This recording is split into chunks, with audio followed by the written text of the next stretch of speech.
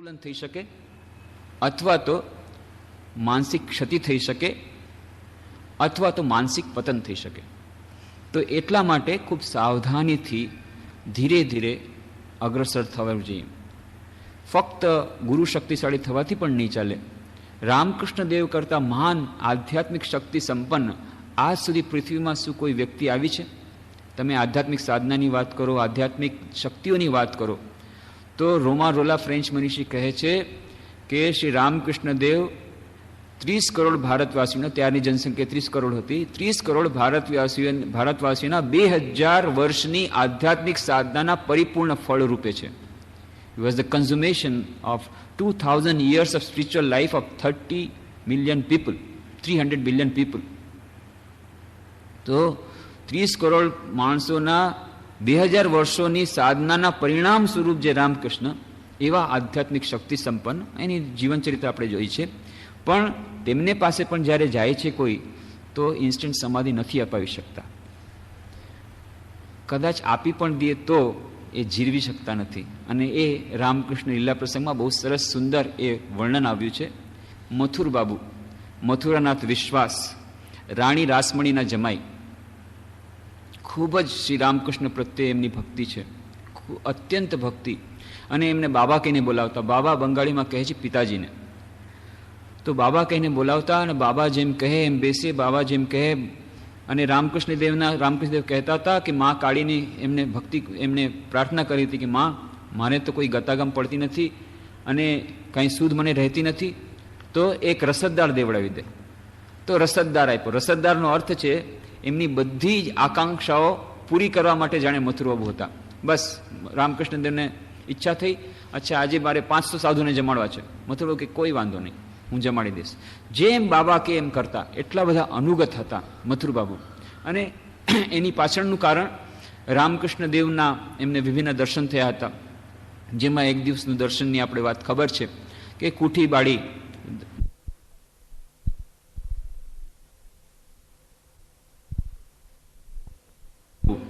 એ છે પરસાળમાં બેઠા બેઠા હુક્કો પી રહ્યા છે અને સામે દક્ષિણેશ્વરના મંદિરમાં ઓરડામાં રામકૃષ્ણ દેવ પોતાના ઓરડાની સામે જે પરસાળ છે એમાં આટા મારી રહ્યા છે. અને અચાનક તેમણે જોયું કે રામકૃષ્ણ દેવ પહેલા તરફ આટા મારવા ગયા, આવે છે ત્યારે રામકૃષ્ણ નથી પણ મા કાળી. અને પાછા મા કાળી પછી પાછળ જાય છે તો શિવજી. એમને થયું કે આ શું, ધોળે દિવસે મને આવી રીતે આ બધું દેખાય છે, આંખ ચોડી બધું કર્યું કે ના બરાબર દેખાય છે. અને આવી રીતે જ્યારે 3-4 વાર 5 વાર 6 વાર આમ થયું, છેવટે ખબર પડી કે ના, આ રામકૃષ્ણ દેવ જ મા કાળી, મા શિવજી. અને પછી ચરણે પ્રણામ કરે છે. ત્યારે રામકૃષ્ણ કહે છે, શું કરો છો? બધા જોશે શું કહેશે? કારણ કે મથુરબાબુ એટલે એટલા મોટા જમીનદાર, રાજા, બધા એમના નોકર. અને બાહ્ય દૃષ્ટિએ જોતા રામકૃષ્ણ દેવ મા કાળીના પૂજારી, જેમનો પગાર હતો 6 રૂપિયા મહિને, કે એક સાધારણ પૂજારીના પગે મથુરબાબુ આવા મોટા પગે પડે છે, લોકો શું કહેશે? અરે રે. મથુરબાબુ કે હું તમારી વાતમાં હવે છેતરાવાનો નથી, પ્રભુ તમે મને કહો આ વાત મેં જોઈ બરાબર સાચી કે નહીં. અને ત્યારે રામકૃષ્ણ સચ્ચા સાચી, પણ બીજા કોઈને બતાવવાનું નહીં. તો ગમે તે કારણે મથુરબાબુને અત્યંત શ્રદ્ધા બેસી ગઈ હતી રામકૃષ્ણદેવ પર. હવે એકવાર મથુરબાબુના મનમાં આવ્યું કે રામકૃષ્ણદેવને સમાધિ થાય છે, આટલા બધા લોકો આધ્યાત્મિક સાધનો આટલા ઊંડા ધ્યાનમાં બેસે છે, આટલા બધાની પ્રગતિ થાય છે, અને હું તો બસ મોજ મજા કરી રહ્યો છું, તો મારું શું થયું? એટલે આવ્યા રામકૃષ્ણ પાસે. બાબા કે તમે તો મારી બધી ઈચ્છા પૂર્ણ કરો છો. અને ખરેખર મથુરબાબુના ઉપર પણ રામકૃષ્ણ કેવી કૃપા કરી હતી. જમીનદાર હતા એટલે બધી વાતો કરવી પડે. એકવાર કોઈ મર્ડર કેસમાં ફસાઈ ગયા હતા, એમાંથી રામકૃષ્ણ ઉદ્ધાર કર્યો હતો અને બચી ગયા હતા. પછી રામકૃષ્ણ ખૂબ વઢ્યા હતા કે હવે એવું નહીં કરતો, પહેલાં તમે લોકો કાંઈ વિચાર કરતા નથી, કામ કરી જાઓ છો અને પછી પાછા આવે છો દોડીને, એમ કરીને ઠપકો આપ્યો. પણ ગમે તેમ કરીને એ કેસમાં બચી ગયા. આવી રીતે ઘણી વાર મોટી મુસીબતોમાંથી ફસાયા હતા, બચાવ્યા હતા. આ વખતે મથુરબાબુ આવે છે, બાબા તમે તમારી બધી ઈચ્છા પૂર્ણ કરો છો, આજે મારી ઈચ્છા પૂર્ણ કરો. કે શું છે ભાઈ તારી ઈચ્છા? બાબા મને સમાધિ અવસ્થા આપી દો, સમાધિ જોઈએ છે, બસ ભગવાન ઈશ્વર સિવાય મારે બીજું કાંઈ ન જોઈએ. ઈશ્વર જેમ સમાધિ અવસ્થા ઉચ્ચતમ મારે આધ્યાત્મિક સ્થિતિ મને આપી દો.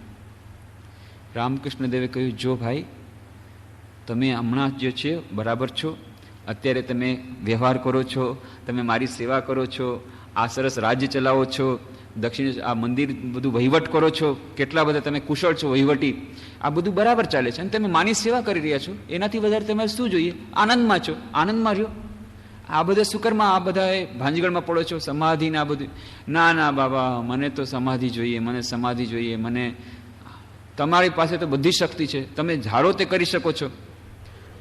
તો કે ના ભાઈ, આમાં ઘણી સાધના કરવી પડે, હજી તો તારે કોઈ સાધના કરી નથી, એના ઘણા સ્ટેપ હોય, એના ઘણા પગથિયા હોય, એ હું કાંઈ ન જાણું. મને ખબર છે તમારી પાસે બધી શક્તિ છે, તમે ચાહો તો મને આ ને આ ક્ષણે સમાધિ અપાવી શકો, મને એનો પૂરી ખાતરી છે, તમારે મને અપાવી જ પડશે. હવે શું થાય? તો રામકૃષ્ણ દેવે સમાધિ અવસ્થામાં આવી ગયા અને છાતીમાં સ્પર્શ કર્યો. બસ છાતીમાં સ્પર્શ કર્યો અને મથુરબાબુ એકદમ ચારે તરફ પૃથ્વી ફરે છે અને એ પણ બીજી અવસ્થામાં આવી ગયા, અત્યંત ઉચ્ચ આધ્યાત્મિક અવસ્થામાં. અને એવી ઉચ્ચ આધ્યાત્મિક અવસ્થામાં એમને ઈશ્વર સિવાય બીજું કંઈ દેખાતું જ નથી. ચારે તરફ ઈશ્વર જ ઈશ્વર દેખાય છે. અત્યંત ઉચ્ચ આધ્યાત્મિક અવસ્થામાં ખાવાનું ભાન રહેતું નથી. સિગ્નેચર કરો એ તો કયો કાગળ છે એના ઉપર સિગ્નેચર છે કે બધું તો ભગવાનમાં લાગે છે, બધું ઈશ્વરમાં લાગે છે. ઘરે ગયા તો ઘરે પણ બધો કોઈ વ્યવહાર થતો નથી, પત્નીને ઓળખી શકતા નથી, ત્યાં ભગવાન દેખાય છે. કાગળ બધા જમીનદારીના કાગળ બધા ભગવાન, બધી જગ્યાએ ભગવાન જ ભગવાન દેખાય છે. અને એ ઉચ્ચ સ્થિતિ. એક દિવસ ગયો, બે દિવસ ગયા, ત્રીજે દિવસે દોડીને રામકૃષ્ણ પાસે આવ્યા, ચરણોમાં પ્રણામ કરે, હે પ્રભુ રક્ષા કરો, રક્ષા કરો. આ માથા ઉપર ભગવાન ચડી ગયા છે, ઉતરતા નથી, આ સમાધિ અવસ્થા મને ન જાય, એ તમને અમને પાલવે નહીં બાપા, અમને પાલવે, એ તમને જ પાલવે. એ તમારી સમાધિ અવસ્થા તમારી પાસે રહ્યો, અમને આ સમાધિ ઉંમરથી કાંઈ કામ નથી, અમને જેવું હોતું મને એવું કરી દે, મારું વહીવટ કાંઈ થતો નથી, આ બધું ચોપટ થઈ જશે, બધું ખતમ થઈ જશે મારો વહીવટ, આ રાજબાજ કાંઈ નહીં રહે. તો મેં કીધું, મેં તો ભાઈ બાપલા તને પહેલેથી કીધું તું આ તારો માટેનો વાત નથી, તું તારા છે એમ રે, પણ તું કયું ન માન્યું. ના ના ના, હવે બસ બહુ થઈ ગયો, હવે મારે સમાધિનો શોખ દૂર થઈ ગયો, જેવું હોતે એવું કરી દો. રામકૃષ્ણ દેવે સ્પર્શ કર્યો, ફરી પાછા જેવા હતા એવા. તો કદાચ જો આપણને એવા સમર્થ ગુરુ મળશે જે ઇન્સ્ટન્ટ સમાધિ અપાવી શકશે પોતાના સ્પર્શ દ્વારા, આપણે સહન નહીં કરી શકીએ. 440 વોલ્ટનું એ ઇલેક્ટ્રિસિટી જ્યારે આવે એક નાનકડા વાયરમાં, વાયર બળીને ખાક થઈ જાય. અને આ તો હજારો વોલ્ટ, લાખો વોલ્ટનો પાવરફુલ એ પાવર. સમાધિ એટલે અત્યંત ઉચ્ચ અવસ્થા. એ સમાધિ અવસ્થાને જીરવાને આપણે લાયક નથી ને એટલા જ માટે ધૈર્યપૂર્વક આગળ વધવું પડે. જે અષ્ટાંગ યોગની વાત કરી, યમ, નિયમ, પ્રાણાયામ, પ્રત્યાહાર, ધારણા, ધ્યાન, સમાધિ. સમાધિ છેવટ અષ્ટમ અંગ છે અને ઘણા સપ્તમ ભૂમિકા, જે ધ્યાન એ પણ સપ્તમ ભૂમિકા છે. આપણે કહીએ છીએ ધ્યાન થતું નથી, એ તો સ્વાભાવિક વાત છે. હજી આપણે યમ નિયમ પણ પૂરી રીતે પાળ્યા નથી, પ્રત્યાહારની સ્થિતિમાં છીએ, ધારણા પણ કરી શકતા નથી, તો ધ્યાન ક્યાંથી થાય? તો એનો અર્થ એ નથી કે આપણે નિરાશ થઈ જવું જોઈએ, નહીં. એનો અર્થ એ છે અત્યંત ધૈર્યપૂર્વક કરવું પડે. જો કાર્ય ઘણું કઠિન હોય તો એના બે વિકલ્પ છે. એક તો કાર્ય છોડી દેવું, બીજો વિકલ્પ છે આપણી પાસે હતી એના કરતાં વધુ શક્તિથી, આપણી પાસે છે એના કરતાં વધુ શક્તિથી, આપણી પાસે છે એના કરતાં વધુ ધૈર્યપૂર્વક, અત્યંત ખંતપૂર્વક, વધારે જોરશોરથી સાધના કરવી પડે. અને એના માટે તૈયાર રહેવું પડે, સેટબેક્સ માટે તૈયાર રહેવું પડે, કદાચ જો પીછેહટ કરવી પડે ક્યારેક ક્યારેક, એના માટે પણ તૈયાર રહેવું પડે. આવી જાતની તૈયારી કરવા માટે થઈને આ સમજાવવામાં આવે છે કે અચાનક આપણે જો છલાંગ લગાવશું, સંભવ નથી, હાથ પગ તૂટી જશે.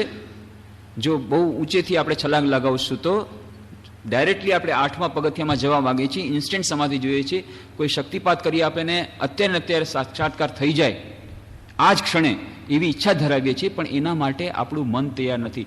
જો કદાચ એવા કોઈ સમર્થ ગુરુ આપણને મળશે, પણ જો આપણી પૂર્વ માનસિક તૈયારી ન હોય તો જેમ હાઈ વોલ્ટેજનો પાવર એક નાનકડા તારને બાળીને ખાખ કરી નાખશે, એવી રીતે આપણું મન પણ ખાખ થઈ જશે, આપણે જીરવી નહીં શકીએ અને માનસિક સંતુલન ગુમાવી બેસીશું.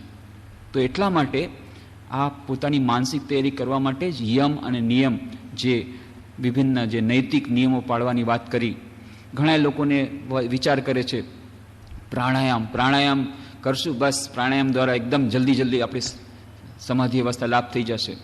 અને પ્રાણાયામ દ્વારા ઘણી સિદ્ધિઓ મળે છે. રાજયોગમાં બધું બતાવ્યું છે કે આવી રીતે તમે સંયમ કરો, આવી રીતે પ્રાણાયામ કરો તો આટલું બધું સિદ્ધિ મળશે. બહુ સરસ. આવી રીતે પ્રાણાયામ કરીને આપણે સિદ્ધિ મેળવી લેશું, બસ પછી તો જે કામ કરશું એમાં જ સફળતા. પણ એ પ્રાણાયામનો અભ્યાસ કરવો એ પણ એ સરળ નથી. એટલું જ નહીં, ક્યારેક ભયંકર બની શકે છે. અને એની ચર્ચા શ્રી રામકૃષ્ણ જ્યોતના ઓગસ્ટના અંકમાં સ્વામી અશોકાનંદજી વિસ્તારથી કહી છે. સ્વામી અખંડાનંદજી મહારાજ, આજે એમની જન્મતિથિ છે સંયોગથી, તેઓ શ્રી રામકૃષ્ણદેવ પાસે જ્યારે આવ્યા, અને અખંડાનંદજી મહારાજ નાનપણથી જ ખૂબ નૈષ્ટિક બ્રહ્મચારી હતા, ખૂબ જ એ નીતિઓનું પાલન કરતા. એક નૈષ્ટિક બ્રાહ્મણ જેમ કરે એવી રીતના બધા નિયમ પાલન કરતા, પોતાના સ્વહસ્તે પોતાનું રાંધતા, એકદમ પવિત્ર ભોજન લેતા, દિવસમાં 1000 ભોજન લેતા, દિવસમાં 4 વાર સ્નાન કરતા, આવા બધા નિયમો પાળતા. અને પ્રાણાયામ યોગાભ્યાસનો એટલો બધો એમને શોખ હતો. પ્રાણાયામ કરતાં કરતાં એટલું બધું પ્રાણાયામનો અભ્યાસ થઈ ગયો કે ગંગામાં ડૂબકી મારે અને ત્યાં જઈને કુંભક કરે. ત્યાં નીચે કોઈ પથ્થરને પકડી લે, પથ્થરને પકડી અને કુંભક કરે, અને ગમે એટલી વાર સુધી કરવાનો પ્રયત્ન કરે. આ જાણે એના માટે રમત બની ગઈ હતી. આવી રીતે પ્રાણાયામનો ખૂબ અભ્યાસ કરતા હતા. જ્યારે રામકૃષ્ણદેવ પાસે આવ્યા, રામકૃષ્ણદેવે સબ જાણ્યું, ત્યારે એમણે કહ્યું કે વધુ પ્રાણાયામનો અભ્યાસ કરવો નહીં, એ ક્યારેક ભયાનક નીવડી શકે છે. અખંડાનંદજી મહારાજ ત્યારે માંડ 15 કે 16 વર્ષના હશે, પૂર્ણ પવિત્ર એ બ્રાહ્મણ, અને આટલા બધા નિયમો પાડે, તેમ છતાં રામકૃષ્ણદેવે કહ્યું કે ના, પ્રાણાયામ એ એક સેફ મેથડ નથી, એક નિરાપદ ઉપાય નથી. એટલા માટે એમણે કહ્યું, જો તારે ખૂબ તીવ્રતાથી આગળ જ વધવું હોય તો એક કામ કર, તો ગાયત્રી મંત્રનો જપ કર, વધુમાં વધુ ગાયત્રી મંત્રનો જપ કર. જપ કરવાથી, ભજન કરવાથી, કીર્તન કરવાથી, ભગવાનનું નામ લેવાથી આપોઆપ કુંભક થાય છે, આપોઆપ પ્રાણાયામ થઈ જાય છે. પણ આ જે તું પ્રાણાયામની વિધિ કરે છે એ નિરાપદ ઉપાય નથી. અને એમાં બીજી વાત પણ આવે છે, તો પ્રાણાયામનું જે અભ્યાસનું જે ફળ, એની જે એના દ્વારા જે થતી એક પ્રકારની શક્તિ જે ઉદ્ભવે છે, એને જીરવાની આપણામાં શક્તિ નથી. બીજું, પ્રાણાયામના ફળ રૂપે જે સિદ્ધિઓ આવે છે એમાં પણ ઘણા લોકો અટવાઈ જાય છે, અને પછી પોતાનું જે લક્ષ્ય છે એ લક્ષ્યથી ચ્યુત થઈ જાય છે. એટલા જ માટે સ્વામી અશોકાનંદજી એમાં વિસ્તારથી ચર્ચા કરી, જે શ્રી રામકૃષ્ણદેવે અખંડાનંદજી મહારાજને કહી હતી કે એના કરતાં વધુ નિરાપદ ઉપાય છે જપ, ગાયત્રી મંત્રનો જપ, પોતાના ઇષ્ટ મંત્રનો જપ. આપણે સ્વામી અશોકાનંદજી કહે છે પ્રાણાયામના એ લેખમાં, આપણે વધુ અને વધુ શક્તિ માટે આતુર છીએ. બધાને એમ જ થાય છે કે બધી સિદ્ધિઓ મળી જાય, સમાધિ લાભ થઈ જાય. અને કોણ જાણતું નથી કે યોગ પ્રચંડ અલૌકિક સિદ્ધિઓ પ્રદાન કરી શકે છે. એટલે આપણે પ્રાણઘાતક પરિણામો આવે તેવી સાધના ઘણા ખરા કિસ્સાઓમાં શરૂ કરીએ છીએ. જોવામાં આવ્યું છે કે પવિત્ર અને આધ્યાત્મિક વિચારોના શારીરિક સહવર્તી, તાલબદ્ધ અને લયબદ્ધ શ્વાસ ઉચ્છ્વાસની ટેવ પાડી શકીએ અને તેની ઉપર સંપૂર્ણ કાબુ મેળવીએ તો આપણે મનમાં સૂક્ષ્મ અને આધ્યાત્મિક વિચારો ઉત્પન્ન કરી શકીએ અને આખરે ઉચ્ચ માનસિક અવસ્થાઓને સાક્ષાત કરી શકીએ. આ એક સીધો માર્ગ જણાય છે. આમ છતાં આ બધું આટલું સહેલાઈથી યંત્રવત બનતું નથી. મન બળવો કરે છે, તે પ્રાણાયામની યુક્તિ પ્રયુક્તિથી દોરવાઈ જવાનો ઇનકાર કરે છે. શરીર અને મન એકબીજા ઉપર આધારિત છે. મનની અસર શરીર પર થાય છે, શરીરની અસર મન પર થાય છે, અને હિન્દુ શાસ્ત્ર પ્રમાણે મન દ્વારા શરીરની રચના થાય છે. પણ તેમ છતાં શરીર ઉપર નિયંત્રણ કરવાથી મન ઉપર પણ થોડું થોડું નિયંત્રણ થાય. એવી રીતે શરીરના જે પ્રાણ છે એ શ્વાસોશ્વાસ દ્વારા પણ મન ઉપર નિયંત્રણ થઈ શકે. આ થિયોરી બરાબર સાચી છે, એ વાત ખોટી નથી, એના દ્વારા થઈ શકે છે, પણ એ નિરાપદ નથી. મગજ અને જ્ઞાન તંતુઓ મજ્જા તંતુનું તંત્ર જીવન અને મનની રચનામાં અત્યંત મહત્વનું સ્થાન ભોગવે છે. જો પ્રાણાયામ કરવામાં સાવધ ન રહીએ તો જ્ઞાન તંતુઓ અને મગજનો સર્વનાશ થવાની ઘણી સંભાવના છે. એટલા જ માટે ઘણીવાર આપણે જોઈએ છીએ કે લાગે છે આટલા ઉચ્ચ સાધક હતા, કેમ આવું પતન થઈ ગયું, આટલા ઉચ્ચ સાધક હતા, કેમ આનું માનસિક અસંતુલન થઈ ગયું. તો એનું કારણ આ છે. એનું કારણ એ નથી કે આધ્યાત્મિક માર્ગ ખોટો છે, એનું કારણ એ નથી કે ઈશ્વરનો માર્ગ ખોટો છે. એનું કારણ એ છે કે આધ્યાત્મિક માર્ગ જે લેવામાં આવ્યો હતો એ માર્ગ બરાબર લેવામાં આવ્યો નહોતો. ગુરુનું બરાબર માર્ગદર્શન મળ્યું નહોતું. જો સાચા ગુરુનું માર્ગદર્શન ન હોય તો ક્યારેક ક્યારેક આવી રીતે સાધક અટવાઈ જાય છે અથવા ગેરરસ્તે દોરવાઈ જાય છે અને પોતાનો સર્વનાશ કરે છે. જો પ્રાણાયામ કરવામાં સાવધ ન રહીએ તો જ્ઞાનતંતુ અને મગજનો સર્વનાશ થવાની ઘણી સંભાવના છે. જ્ઞાનતંતુ અને મગજને જેને માટે તેઓ પાત્ર ન હોય એવા વિચારો અને ઉર્મિઓને વહન કરવા ફરજ પાડીએ તો આખરે તેઓ થાકી જાય છે અને ધરાશયી થાય છે. જ્યારે આપણે આપણા શ્વાસોચ્છ્વાસને નિયમિત બનાવીએ અને તેને તાલબદ્ધ રૂપે રહેવા દઈએ અથવા જ્યારે આપણે તેનો પૂરેપૂરો ધારણ કરીએ ત્યારે આપણે મનમાં અણધાર્યા અને સૂક્ષ્મ વિચારોનો ઉદ્ભવ કરીએ છીએ. સૂક્ષ્મ વિચારો ઉદ્ભવે છે. પછી શું થાય છે? એ સૂક્ષ્મ વિચારો ઉપર જો આપણે નિયંત્રણ કરી શકીએ તો બહુ સારું. તો અત્યંત ઉચ્ચ આધ્યાત્મિક શક્તિમાં, અત્યંત ઉચ્ચ આધ્યાત્મિક સ્થિતિમાં પરિવર્તન પામીએ છીએ. નહીં તો પછી સર્વનાશ. આ વિચારો હંમેશા પવિત્ર અને ઉમદા હોતા નથી. આપણામાં અનેક અનિષ્ટ વૃત્તિઓ હોય છે. સામાન્ય રીતે તે આપણી નજરમાં આવતી નથી, તેમ છતાં મનમાં તેઓ વિદ્યમાન હોય છે. જ્યારે ચેતનાની સપાટી સુધી બળજબરીપૂર્વક તેમને હડસેલવામાં આવે છે ત્યારે તેઓ મનમાં હુલ્લડ મચાવે છે અને આપણે આપણા નિર્બળ આત્મસંયમને કારણે તેમને ભાગ્યે જ કાબૂમાં લઈ શકીએ છીએ. તેઓ જ્ઞાનતંતુ અને મગજમાં ધમાચકડી મચાવે છે અને તેને તોડી ફોડી નાખે છે અને તેનું પરિણામ મોટે ભાગે જાતીય અધપતનમાં પરિણમે છે. સૂક્ષ્મ ઇષ્ટ વિચારો સુદ્ધા મગજ અને જ્ઞાનતંતુઓને એ જ રીતે બગાડે છે, કેમ કે જ્ઞાનતંતુ અને મગજ પહેલેથી જ સ્થૂળ વિષય દર્શન માટે ટેવાયેલા હોય છે. તેમને માટે સૂક્ષ્મ વિચારોની તીવ્રતા અને શક્તિ સહન કરવાનું વધુ પડતું થઈ પડે છે. આમ પ્રાણાયામના પરિણામો બંને દૃષ્ટિએ વિનાશક હોય છે. સૂક્ષ્મ વિચારોને સંચારિત કરવા તે જ પૂરતું નથી. આપણે ભૂલવું ન જોઈએ કે પ્રાણાયામ આપણામાં દેવોને જગાડે છે તેમ શૈતાનને પણ જગાડે છે અને દેવો અને દાનવોને જ્યારે અચાનક ઢંઢોળવામાં આવે છે ત્યારે આપણા માટે નુકસાનકારક હોય છે. તો આટલું પ્રાણાયામ માટે વિચાર કરીને આપણે નિરાશ નહીં થવાનું. શું આનો અર્થ એવો છે કે કોઈએ કદી પ્રાણાયામ કરવો નહીં? ના. પ્રાણાયામ લાભકારક રીતે કેવળ ત્યારે જ કરી શકાય કે જ્યારે આપણે નૈતિક ચારિત્ર્યમાં દૃઢતાપૂર્વક આરૂઢ થયા હોઈએ. એટલે કે યમ અને નિયમના પગથિયા જ્યાં સુધી આપણે સર કર્યા નથી, યમ નિયમ, શૌચ, પવિત્રતા, અહિંસા, અસ્તેય, બ્રહ્મચર્ય, આ બધાય કેટલા બધા જે નિયમો છે, યમ અને નિયમ, એમાં જ્યાં સુધી આપણે પ્રતિષ્ઠિત થયા નથી ત્યાં સુધી જો પ્રાણાયામનો અભ્યાસ શરૂ કરી દઈએ તો એ ભય નાશક નીવડી શકે છે. એટલા માટે આપણા શાસ્ત્રોમાં ઠરાવીને વારંવાર કહેવામાં આવ્યું છે કે સમર્થ ગુરુના માર્ગદર્શન સિવાય પ્રાણાયામ કદી કરવો ન જોઈએ. આ ઉપરથી સ્પષ્ટ થશે કે સાચું ધર્મ જીવન ગાળવા માટે પૂર્વ આવશ્યકતા રૂપે મનની જે સૂક્ષ્મતા સંસારી મનુષ્ય પ્રાપ્ત કરવાની હોય છે તેમાં પ્રાણાયામ બહુ તો ગૌણ કે નહિવત જ મદદ કરી શકે. આપણે પ્રાણાયામને ક્યારેક વધુ પડતું મહત્ત્વ આપીએ છીએ, એમાંથી સાવધાન રહેવું જોઈએ. આપણે લલચાઈ જઈએ છીએ કારણ કે પ્રાણાયામના ઘણા આપણે જોઈએ છીએ કે આવી સિદ્ધિઓ મળી શકે છે, તીવ્રતાથી આપણે આગળ વધી જશું.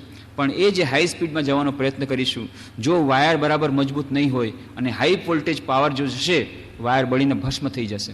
તો આપણે પોતાનું વાયર પહેલાં મજબૂત છે કે નહીં, એટલું પાવર સહન કરવાને શક્તિમાન છીએ કે નહીં, યમ નિયમમાં આપણે ઠીક આરૂઢ થયા છીએ કે નહીં, આ બધું જોયા પછી જ આપણે પ્રાણાયામનો અભ્યાસ કરવો જોઈએ. આ સાધારણ પ્રાણાયામ છે, થોડુંક રેચક, થોડુંક કુંભક, 2 કે 3 વાર સાચો શ્વાસ કરવાથી થોડુંક મન થઈ ગયું, એ અલગ વાત છે. પણ જે પ્રાણાયામનો ઊંડો અભ્યાસ એ મોટા ભાગના આપણા માટે એટલા માટે પણ નથી, એક તો આપણે યમ નિયમમાં પૂર્ણ રીતે પ્રતિષ્ઠિત નથી, બીજું બાહ્ય વાતાવરણ પણ એના માટે અનુકૂળ નથી. કોઈ જંગલમાં કે ગુફામાં પવિત્ર વાતાવરણમાં અને ખૂબ જ શુદ્ધ અન્ન ખાઈને કે ખૂબ જ અત્યંત અલ્પ આહાર લઈને આહાર વિહારમાં આપણે આચરી શકતા નથી. જે એના નિયમો એ પણ આપણે અત્યાર માટે આપણી જે સોસાયટીમાં આપણે રહીએ છીએ એ શક્ય નથી. વાતાવરણ એટલું બધું શુદ્ધ નથી, બાહ્ય વાતાવરણ શુદ્ધ નથી, અંત વાતાવરણ શુદ્ધ નથી.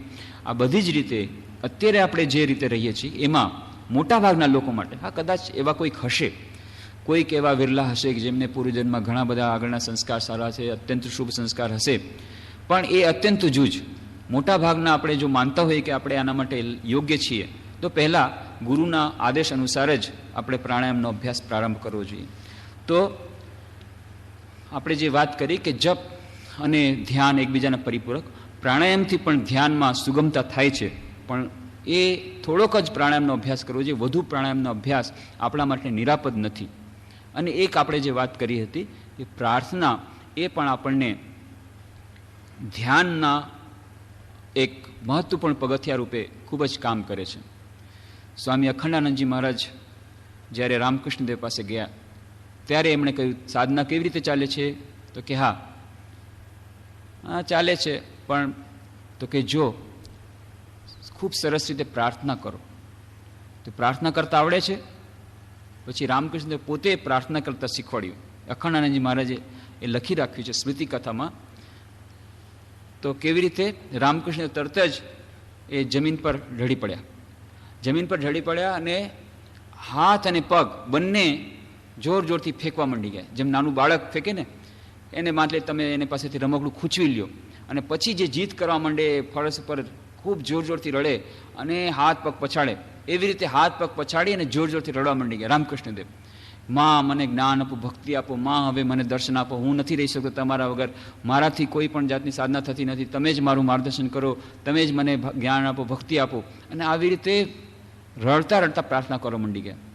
દેખાડ્યું કેવી રીતે પ્રાર્થના કરી શકે. અખંડાનંદજી મહારાજ કહ્યું કે બસ એ જે એક દૃશ્ય મનમાં રહી ગયું, ખરેખરી અંતઃકરણપૂર્વકની કેવી પ્રાર્થના કરાય એ જાણે કે બતાવવા માટે થઈને એમણે આ બધું કર્યું.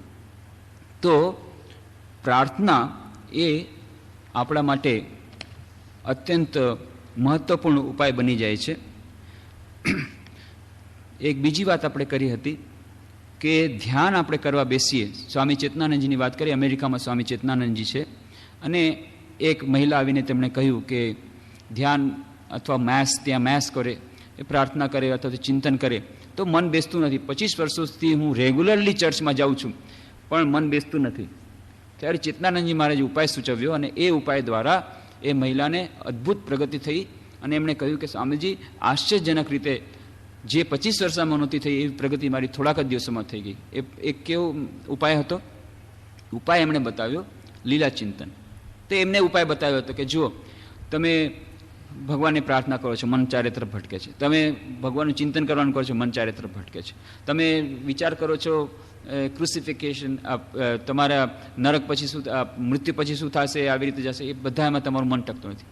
ઠીક છે, તમે એક કામ કરો, જીસસ ક્રાઇસ્ટને લઈ લો, એમનું જીવન ચરિત્ર લઈ લો. કેવી રીતે એમનો જન્મ થયો બેથલેહેમમાં, કેવી રીતે તેઓ ઉછર્યા, કેવી રીતે એમણે બધા લોકોને દયા કરી, કેવી રીતે જ્યારે બધા રોગીઓની રોગ દૂર કરતા. એક એક સીન ઉપર ચિંતન કરો. ક્યાં ટાઈમ નીકળી જશે ખબર નહીં પડે. તો લીલા ચિંતન એ અત્યંત એક શક્તિશાળી ઉપાય. અને લીલા ચિંતનની વાત રામકૃષ્ણ મઠ મિશનમાં પણ ઘણા સ્વામીજીઓ કરતા. એમાં એક સ્વામીજી સ્વામી પ્રેમેશાનંદજી. તો સ્વામી પ્રેમેશાનંદજી મહારાજના એમની પ્રેરણાથી ઘણા યુવકો જોડાયા રામકૃષ્ણ મઠ મિશનમાં અને અત્યારે ઘણા ઊંચા હોદ્દા પર છે. તો એમાંના એક આપણા રામકૃષ્ણ આશ્રમના રાજકોટના પૂર્વ અધ્યક્ષ સ્વામી મુમુક્ષાનંદજી મહારાજ. અને એમની ડાયરીમાં એમણે લખી લીધું હતું, સ્વામી પ્રેમેશાનંદજી મહારાજે લીલા ચિંતનની જે વિધિઓ આપી તે લખી લીધી હતી. અને એ પછી ઉદ્બોધનમાં બંગાળી માસિકમાં પ્રગટ થઈ. પછી આપણે એ પ્રાર્થના લીલા ચિંતન સાથેની રામકૃષ્ણદેવ વિશેની પ્રાર્થના એ આપણે રામકૃષ્ણ જ્યોતમાં બહાર પાડી છે. તો આ તો જાણે રામકૃષ્ણદેવના લીલા ચિંતન, જેના જે ઈષ્ટ દેવતા હોય, જેમ પેલી બેનને કહેવામાં આવ્યું ક્રેસ્ટ ઉપર કોઈકના ઈષ્ટ દેવતા કૃષ્ણ હોય, તો એ શ્રી કૃષ્ણનું ચિંતન કરે તો શ્રી કૃષ્ણનું રૂપ જ્યારે ધરવાનો પ્રયત્ન કરે છે, એના ઉપર ધ્યાન કરવાનો પ્રયત્ન કરે છે, મન ચારે તરફ ભાગી જાય છે. વળી પાછો કૃષ્ણ ભગવાન ધ્યાન કરવા બેસે છે, ધ્યાન ક્યાંક ભાગી જાય છે, મન રહેતું નથી. તો ઉપાય શું બતાવ્યો? અચ્છા ઠીક છે, કૃષ્ણ ભગવાનની લીલાનું ચિંતન કરો કે તમે અત્યારે એમ કરો, તમે ચાલો વૃંદાવન, ચલો મન વૃંદાવન, ગંગા જમુનાના તીર પર ગયા, વૃંદાવનમાં ગયા. વૃંદાવનમાં શું થાય છે? વૃંદાવનમાં એવું છે કે અત્યારે સાંજ થઈ રહી છે, યમુનાને તીરે કૃષ્ણ ભગવાન ગોવાળોની સાથે ગાય ચરાવી રહ્યા છે. અચ્છા, ગાય ચરાવી રહ્યા છે, સાંજ થઈ ગઈ. કૃષ્ણ ભગવાન બધાને કહે છે ચાલો ચાલો ગોવાળે, ચાલો ઘરે ચાલો, સાંજ પડી ગઈ છે. આ કહી રહ્યા છે. પછી આવડા ગોવાળિયા બધા ઘરે આવે છે, ધૂળ ઉડી રહી છે. આમ કરીને સાંજ આવ્યા, કૃષ્ણ ભગવાન ત્યાં આવ્યા, ઘરે આવ્યા. ત્યાં નંદરાણી ખૂબ આતુરતાપૂર્વક દરવાજા પર રાહ જોઈએ છે, મારો કનૈયો કેમ ના આવ્યો. પછી કૃષ્ણ ભગવાન જેવી રીતે આવે છે, ખૂબ જ એમને આનંદ થાય છે. આવીને તરત જ એ જુએ છે અંધારામાં દેખાતું નથી, અંધારું થવા આવ્યું છે, એટલે એક દીપ લાવે છે. દીપ લાવી અને મોઢું જોવે છે કૃષ્ણ ભગવાનનું. હા, બરાબર, મારો કનૈયો, બહુ સરસ. એના પછી એને હાથ મોઢું મોઢું લૂછી નાખે છે, એને પ્રેમથી થોડુંક જમાડે છે, પ્રેમથી ખવડાવે છે, એના માથા ઉપર હાથ ફેરવે છે, હવા નાખે છે, પંખો નાખે છે. આ બધી સંધ્યા આરતી. સંધ્યા આરતી કરીએ છીએ એનું એક આ પણ છે કે આવી જાતની એક કલ્પના કરે છે કે બીજું શું છે, આરતી બીજું કાંઈ નહીં, જાણે કે યશોદામાં એ કૃષ્ણનું મોઢું જોઈ રહ્યા છે. એટલા માટે તેને પહેલાં આરતી કરી, એના પછી જળથી પ્રક્ષેલન કર્યું, પછી હવા નાખે છે, વસ્ત્રોથી પહેલાં લૂછી નાખે છે. તો એ બધું આપણે અહીંયા આરતીમાં જેમ કરવામાં આવ્યું છે. કેટલાક કહે છે સંધ્યા આરતી એટલે શું, પંચતત્વ દ્વારા ઈશ્વરની પૂજા. પંચ તત્વ છે, તો સૌથી એક તત્વ છે અગ્નિતત્વ. અગ્નિતત્વ દ્વારા પહેલાં આરતી કરી લીધી. એના પછી છે જળતત્વ. જળતત્વ એ છે પાણી, તો શંખમાં પાણી લઈને શંખ દ્વારા પૂજા કરે છે, પછી શંખ દ્વારા. પછી એના પછી વસ્ત્ર એટલે આકાશ, એ આકાશ તત્વ છે, વસ્ત્ર દ્વારા વસ્ત્ર દેખાડવામાં આવે છે ઈશ્વરને. એના પછી પુષ્પ, એ છે પૃથ્વી તત્વ. તો ગંધ તત્વ, એ પુષ્પ, એના દ્વારા આરતી કરવામાં. છેલ્લે પછી ચામર દ્વારા એટલે કે હવા નાખવામાં આવે છે, વાયુ તત્વ. તો આ પંચતત્વો દ્વારા પૂજા થાય છે ઈશ્વરની. આ એક પ્રકારની કલ્પના છે. વળી કેટલાક ભક્તો બીજી પ્રકારની કલ્પના કરે છે કે આ જો સંધ્યા આરતી એટલે શું છે, ભગવાન આવ્યા એટલે સૌથી પહેલાં યશોદામાં એનું મોઢું જુએ છે, સંધ્યામાં દેખાતું નથી, એટલે મોઢું આરતી અગ્નિ દ્વારા, એ દીપ દ્વારા આરતી એમનું મોઢું જોયું. એના પછી મોઢામાં જુએ છે બહુ ધૂળ છે, તો પાણી દ્વારા ધૂળ દ્વારા મોઢું ધુએ છે. એના પછી વસ્ત્ર દ્વારા લૂછી નાખે છે. એના પછી એ ગંધ, પુષ્પ, અત્તર એ બધું લગાડે છે, અને પછી એને હવા કરે છે દીકરાને. તો આ પણ એક પ્રકારની કલ્પના. તો જે હોય તે એ ઈશ્વર ચિંતન થયું. પછી કનૈયાને આવી રીતે લાડ કરે છે, કનૈયાને આવી રીતે ખવડાવે છે, પછી કનૈયાને સુવાડે છે, કનૈયા સાથે વાતચીત કરે છે. આટલું બધું આપણે કરતાં કરતાં અડધી કલાક નીકળી ગઈ. જો એ જ આપણે કૃષ્ણ ભગવાનનું ધ્યાન કરવા જઈએ તો 10 મિનિટમાં મન એકદમ થાય છે, મન એકદમ બેચેન બની જાય છે. ઓહો, બોરિંગ, ખૂબ શુષ્ક લાગે છે અને મન થાકી જાય છે. પણ જો લીલા ચિંતન કરવામાં આવે તો આવી રીતે ક્યાં સમય નીકળી જાય છે ખબર પડતી નથી. તો લીલા ચિંતન એ ધ્યાનનો એક બહુ સર્વોત્તમ ઉપાય છે. તો એ શ્રી કૃષ્ણ ભગવાન ત્યાં શ્યામનામ સંકીર્તન છે, શ્યામનામ સંકીર્તન બધું આપવામાં આવ્યું છે. કેવી રીતે એમણે શકટાસુરનો વધ કર્યો, કેવી રીતે એમણે આ અસુરનો વધ કર્યો, કેવી રીતે ત્યાં એ મથુરામાં એ જન્મ થયો, કંસના કારાગારમાં જન્મ થયો, કેવી રીતે પછી વૃંદાવન આવ્યા, આ બધું એ શ્યામનામ સંકીર્તનમાં છે. એવી જ રીતે જેમના રામચંદ્રજી જેમના ઇષ્ટ દેવતા છે, માની લો રામનામ સંકીર્તન ચાલી રહ્યું છે, તો રામનામ સંકીર્તનની સાથે સાથે ધ્યાન કરી શકે છે. પૂર્ણ બ્રહ્મ પરાત્પરામ કાલાત્મક પરમેશ્વર રામ, એ ત્યાંથી માંડીને પછી કેવી રીતે રામચંદ્રજીનો જન્મ થયો, પછી કેવી રીતે અયોધ્યામાં રાજા થવાના માટે તૈયારી થાય છે, અને ત્યાં તો પછી કઈના કારણે પછી એમને વનવાસ ભોગવવો પડ્યો, તો પછી કેવી રીતે કિષ્કિંધા જાય છે, કેવી રીતે એને હનુમાનજી મળે છે, કેવી રીતે પછી ત્યાં રાવણ ઉપર ત્યાં લંકા જાય છે, કેવી રીતે રાવણનો વધ કરે છે. આ બધું એ જે આખું રામનામ સંકીર્તનમાં 108માં આખી લીલા આપી છે. એ લીલા જ્યારે જ્યારે એ થાય છે ત્યારે પોતાના મનમાં આવા ચિત્રો ગોઠવવા, કેવી રીતે ત્યાં લીલા થઈ હશે, આ બધું શું થઈ રહ્યું છે. રામચંદ્રજીનું આખું જીવન ચરિત્ર લીલાની સાથે, એની સાથે પ્રાર્થના સહિત જો લીલા ચિંતન તો હજી વધારે ઇફેક્ટિવ બને, હજી વધુ અસરકારક બને. અને ત્યારે જોઈએ છે કે કેટલો બધો સમય નીકળી ગયો ખબર પડતી નથી. તો રામનામ સંકીર્તન દ્વારા, શ્યામનામ સંકીર્તન દ્વારા અને આવા બધા ભજનો દ્વારા, પ્રાર્થના દ્વારા, લીલા ચિંતન દ્વારા આ ઈષ્ટનું ધ્યાન વધુ સરળ બની જાય છે. એવી જ રીતે રામકૃષ્ણનું ધ્યાન કરવું હોય તેના ઘણા ઉપાયો છે. એક તો છે સંધ્યા આરતી. તો સંધ્યા આરતી સમયમાં જો સંધ્યા આરતીનો જે આપણે અર્થ એના ઉપર ચિંતન કરતા જઈએ, સાથે સાથે રામકૃષ્ણ દેવની જે એમાં ગુણ ધ્યાનનું વધારે મહત્વ છે. લીલા ધ્યાન કરતાં પણ જે સંધ્યા આરતી છે એમાં રામકૃષ્ણના ગુણોનું વર્ણન સ્વામી વિવેકાનંદે અત્યંત સંક્ષેપમાં કર્યું છે. તો સંધ્યા આરતી પર આપણે 8-9 મહિના સુધી ચર્ચાઓ કરી હતી.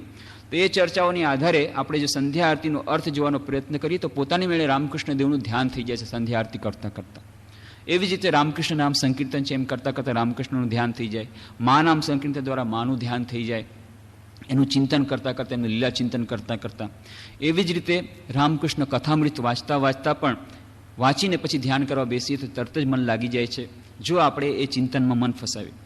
તેવી જ રીતે રામકૃષ્ણ લીલા ચિંતન સાથે, પ્રાર્થના સાથે જો કરીએ તો અત્યંત ઉપયોગી નીવડે છે. તો અહીંયા જે આપ્યું છે એ પ્રેમેશાનંદ મહારાજે જે કરેલી પ્રાર્થના શ્રી રામકૃષ્ણ દેવના લીલા ચિંતન સાથે, એમાં જેમ કે કહે છે, હે ઠાકુર, હું તમારું તત્વ જાણતો નથી, પરંતુ મેં તમારા રામકૃષ્ણ રૂપને જીવનની એકમાત્ર સ્પૃહણીય વસ્તુ માની પકડી લીધું છે.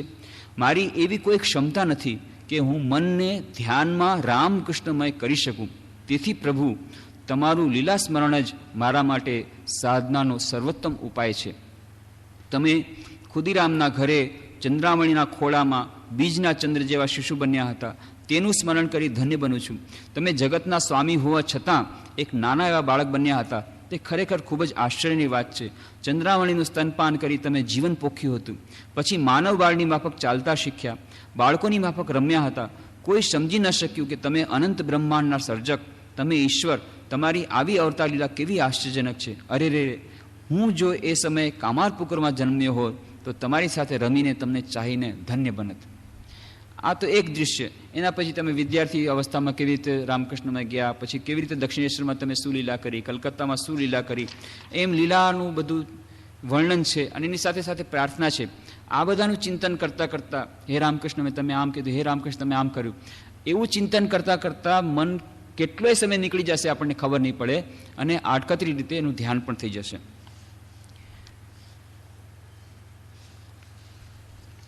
ઠાકુર, જે બધા ઉપાયોના અવલંબનથી જ્ઞાન થાય, ભક્તિ આવે, તે બધા જ ઉપાયોને અનુસરવાની મારી શક્તિ નથી. શાસ્ત્રપાઠ કરવા જેટલી વિદ્યાય નથી. કદાચ એ ઉપાયથી જ્ઞાન લાભ કરવાનું મારા માટે અસંભવ છે. યોગાભ્યાસ કરવા માટે મનના જે અસાધારણ સામર્થ્યની આવશ્યકતા, તે તો મારી પાસે નથી. જે પ્રબળ શક્તિ દ્વારા મનને એકઠું કરી એ કેન્દ્રમાં સ્થિર કરવાની યોગના મુખ્ય સાધનની એ શક્તિ મારામાં નથી. તેથી ઘણું કરીને આ માર્ગ પણ મારા માટે અગમ્ય છે. જે શુદ્ધ મન આપોઆપ તમારામાં આકૃષ્ટ થાય તેવું મન મારે ક્યાં છે? મારું મન તમારા ચિંતન કરતાં તમારા વાસણ કુસણ ઘરબારની ચિંતા કરવાનું પસંદ કરે છે. ઘણા લોકો કહે છે, ભાઈ ધ્યાન કરવા બેસીએ છીએ, મન ચાલી જાય છે ઘરબારમાં, વાસણ કુસણ ક્યાં રેખા છે, પેલું હજી પોતું થયું કે નથી, કે કચરો સાફ થયો કે નથી, કે વિદ્યાર્થીઓ તેને લાગે છે કે મેં પેલું ભણવાનું કર્યું છે કે નહીં, આ પાઠ શું બાકી છે. તો જે લોકો વેપારમાં છે, લોકોને થાય છે કે મારા આ કેટલાક શેર આજે થવાના છે, આ શેરનું શું થશે, ધંધામાં કેટલું બાકી છે, કામકાજના વિચારો, બીજા ઘણા બધા વિચારો આવે છે. તો મારું મન તમારા ચિંતન કરતાં તમારા વાસણ કુસણ ઘરબારની ચિંતા કરવાનું પસંદ કરે છે. તમારી ભક્તિ શું આવા મનથી સંભવ છે? હું તો કેવળ તન મનથી મહેનત કરી તમારો ઘર સંસાર ચલાવી શકું. મારા આ બધા કર્મો જો તમે સ્વીકારો, તે પછી બધી જ પૂજા હું નિસંકોચપણે કરી શકું. આવી રીતે પ્રાર્થના અને એ લીલા ચિંતન એક સાથે કરવાથી સાધના વધુ તીવ્ર બને છે. હે દયામય, તમે મને સહાય કરો. હું મૂળતા વર્ષ કદાચિત આપવામાં સંકુચિત થાઉં, તમે લઈ લ્યો. હે પ્રભુ, જો મારું માનીને કંઈ પણ વસ્તુ માટે લોભ રાખું તો કઠણ આઘાત આપી મારું મોહબંધન તોડો. મારી મોહ નિદ્રા દૂર કરવા માટે જે કંઈ કઠોર સજાની આવશ્યકતા હોય તે બધી જ તમારી પાસેથી હું પામું. હે ઠાકુર, જો તમને હું પામું તો 100 વખત થયેલ મારું અપમાન ફૂલહાર છે. જો હું તમને ભૂલું નહીં તો મારી બધી જ વેદના મારી પરમ સંપત્તિ છે. આવી રીતે લીલા ચિંતન સાથે સાથે પ્રાર્થના કરવાથી આ ધ્યાન એ વધુ સરળ બને છે. આ સિવાય જે ધ્યાનના બીજા મુદ્દાઓની ચર્ચા આપણે આવતા શનિવારે કરવાનો પ્રયત્ન કરીશું. આજે અહીં જ વિરામ. ઓમ શાંતિ શાંતિ શાંતિ. હરિ ઓમ તત્સત. શ્રી રામકૃષ્ણાર્પણમસ્તુ.